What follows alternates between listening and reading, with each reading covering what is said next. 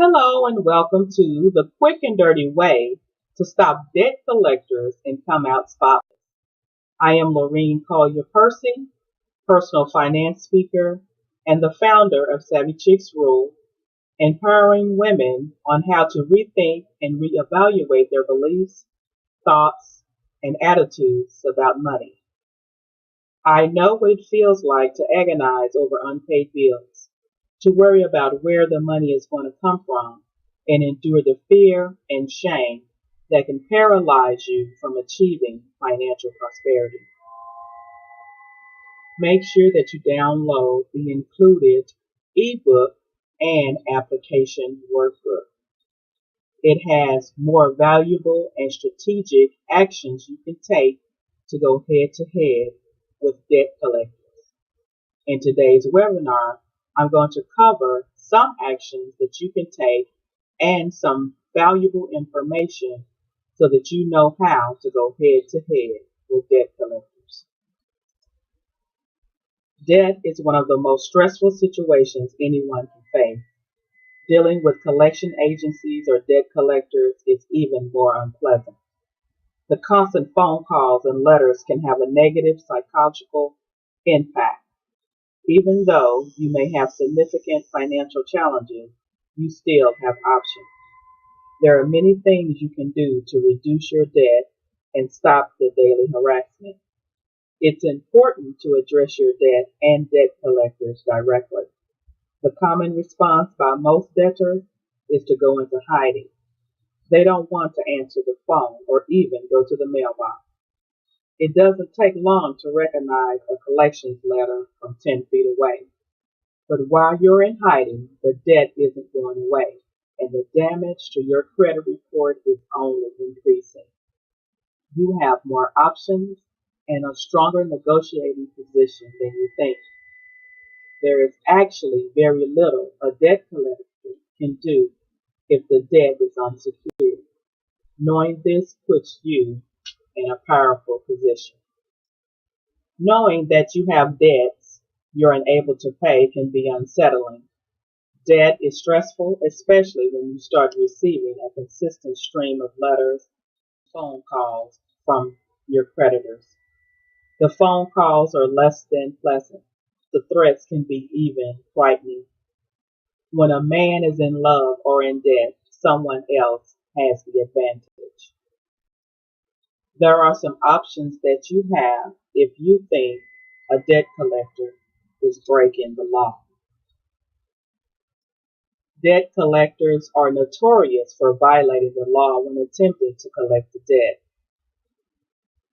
When you know that they are violating your rights, you can fight back with the law has been broken. A minimal amount of documentation and courage is required.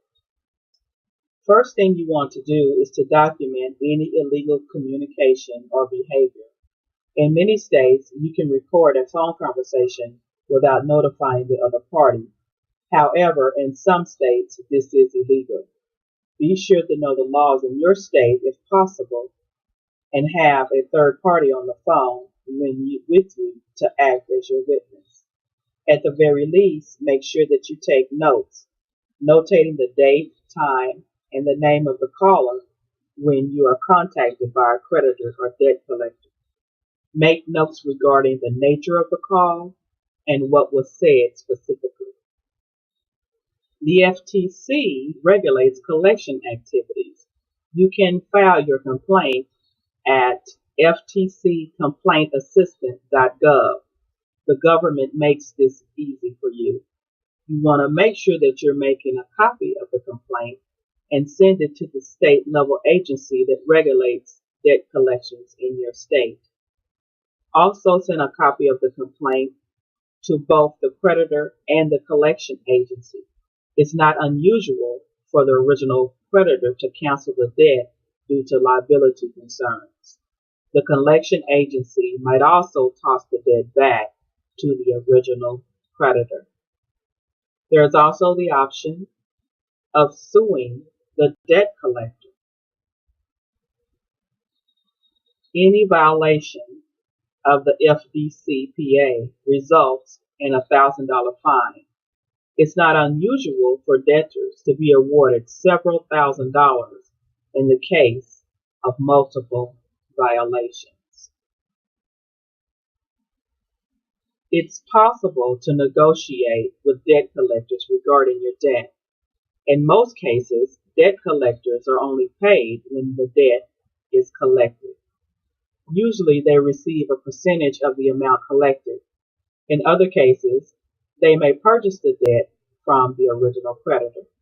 Most debts that find their way to debt collectors are unsecured debt. If the debt was secured, as in the case of a home or a car, the original creditor would take legal steps to seize those assets. Keep in mind that the debt collector didn't loan you any money. In many ways, the collection agency isn't concerned with how much you owe. It has minimal, if any, skin in the game. Their only concern is quickly collecting as much as possible. The collection agency wants to minimize their costs. Calling and sending letters isn't free. They have to pay someone to make those calls. There are manpower and postage fees associated with any mail communication. The collection agencies would rather get a reasonable amount today than the full amount in 6 years. Make sure that you know your current financial situation. If you don't have the financial resources to make a lump sum payment or keep up with a payment plan, there's little point in attempting to negotiate. But you do have some options. The first thing that you could possibly do is to eliminate your debt with one-time lump sum. Every collection agency will likely accept a reduced amount as payment in full. It's just a matter of how low will they go. Each agency may have its own criteria. The more recent the debt, the more they'll want. If a collection agency has given up on you ever paying, they might take as little as 20% of what you originally owed. You want to remember your credit report. Your credit and your score can have certainly taken a hit if your debt has reached the collection phase. If you're unwilling to pay something to settle your debt, the collection agency and the original creditor are often willing to clean up your credit issues. Consider setting up a payment plan. If you decide to go this route, understand that you're likely be on the hook for the full amount. Beware, however, they ask for a full list of your assets, income, expenses, employment information, and even your bank information. Any agreement with a collection agency needs to be in writing, no exceptions. You're likely to get something or nothing out of the deal if it's not in writing, including any agreed upon debt reduction. I like what Margaret Smith, the comedian, said about talking with debt collectors. She says, one guy called me every day last week. I said, look, every month I put everyone I owe into a hat. I pick 3 names. I pay those people. And if you call me one more time, I'm taking you out of the hat. And of course, they all want to be in the hat. So, what are some ways that you can satisfy your debt and find the money to do that? Well, of course, these suggestions are only temporary. This is nothing permanent that you have to do and think that you have to take this on for the rest of your life. But if you are really in deep debt and these creditors are consistently hounding you, these are just some suggestions that you can take to easily and quickly get rid of those debt collectors. So one option is to maybe get a second job. Most think having one job is bad enough, but it might be necessary to get a second income just to pay off the debt. But you really have to be consistent in this.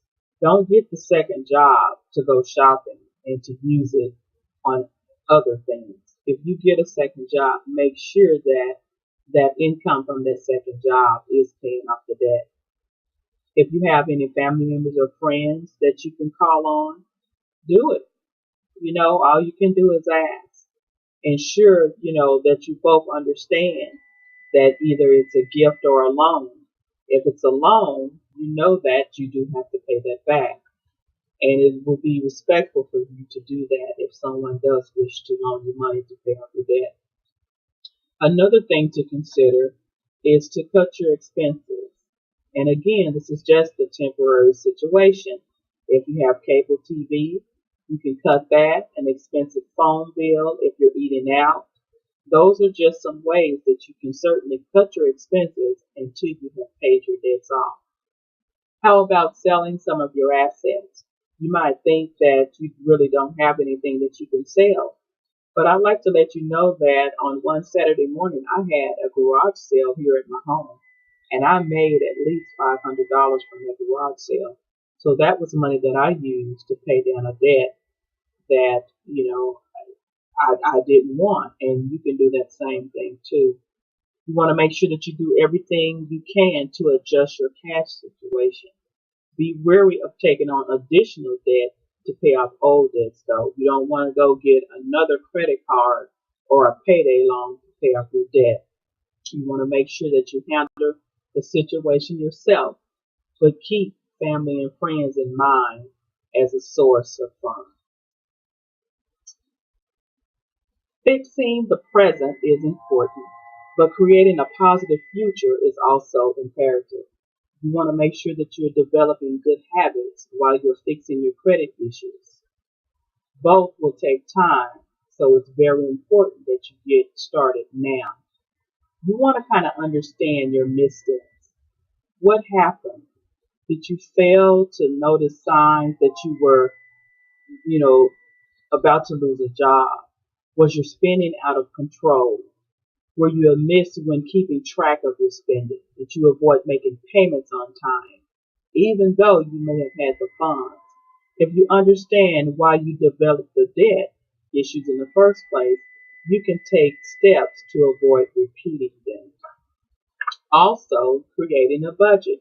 There's that ugly B word nobody likes, is budget. But it's very important that you create a budget, or if you want to call it a spending plan. Every dime that you get should have a job. So you want to make sure that you are creating a spending plan to account for where your money is going so that you know if you are being wasteful with it. Again, we talked about getting another job or increasing your income. Most financial gurus, they focus on the expense side of things, but making more money is good also. So if you've been on your job for a long time and you know that you're contributing um, a lot, in your position, you may want to ask for a raise. And some people kind of shy away from that, but know your worth, know what you deserve. And if it's a raise that you deserve, then it doesn't hurt to ask. Also, make sure that you do pay your bills on time. Know when that grace period is. If you need to set up a schedule, sit down and pay those bills each week, do that. If for some reason you cannot make that payment, be proactive. Call that creditor and let them know, and maybe they will give you leeway to make the payment at a later date. Also, as I mentioned before, be careful with new debt. You don't want to go out there and incur any more debt when you are already in debt. That would be a shame. Debt is like any other trap, easy enough to get into, but hard enough to get out of. If there are negative credit information on your credit report, there are ways for you to get it removed. And one way is to make sure that you get a copy of your credit report. You should at least get a copy every 6 months. You want to make sure that there is not anything negative or wrong on your credit report. You want to dispute any of those negative items Even if the information is accurate, you still have the right to have the information verified. If they fail to verify the information on time, which is within 30 days, or don't have the supporting information, the item must be removed. A lot of us do not know this information. It's very important to get this verified, and that is the way that some of that negative information on your credit report gets removed. After you have disputed items and made sure that you have looked carefully at your credit report, make sure that you get an updated credit report just to verify that those items have been deleted. You want to wait a few weeks before checking on this because it could take a little time for the reports to be updated. So probably waiting at least a month or two would suffice. There's also ways that you can add positive information to your credit report. And one way, again, as I've mentioned before, is to make your payments on time. Simply paying your bills on time has a huge positive effect on your credit score. You may also consider taking out a small loan.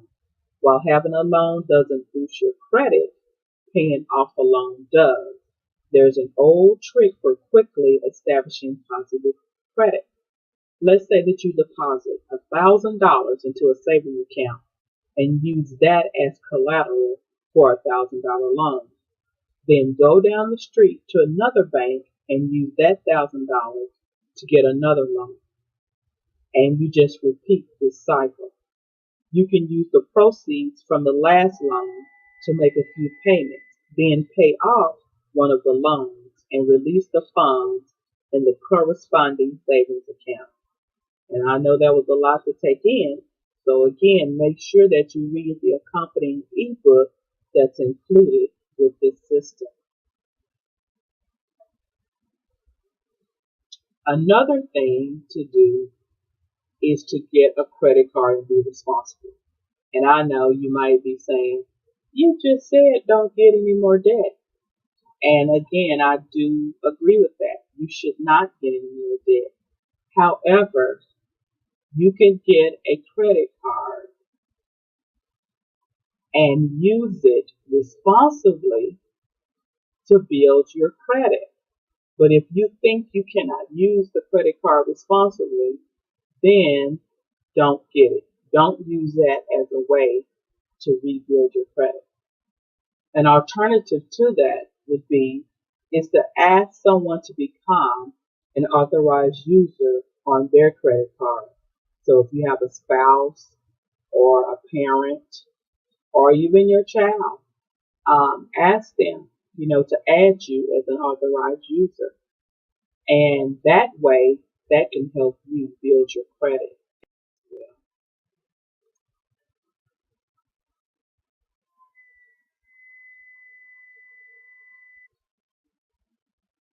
Keep in mind, if you do get a credit card, there are percentages that will hurt your score if you don't stay within that percentage. And it's actually 30% of your available credit. Creditors have better memories than debtors. So again, these are action steps you can take to go head to head with debt collectors and come out spotless. Debt collectors are a tiresome burden, and they can really detract from the quality of your life.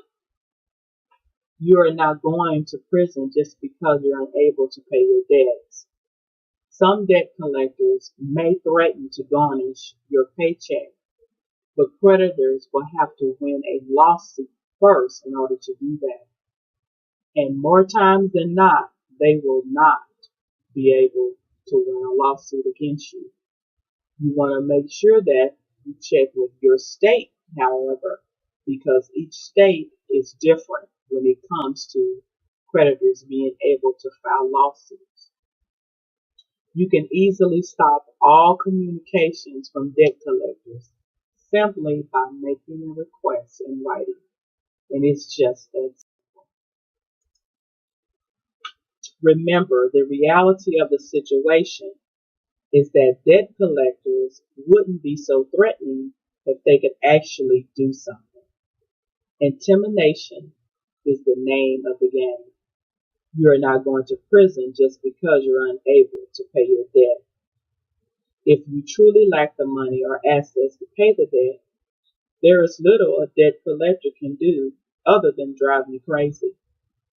Your wages can be garnished up to 25%, but again, it's only if the debt collector wins the lawsuit. Some debts are fun when you are acquiring them, but none are fun when you set out retiring them. Thank you for participating in the webinar. Be sure to utilize the application workbook with the ebook and take strategic steps to go head to head with the debt collector and come out spotless.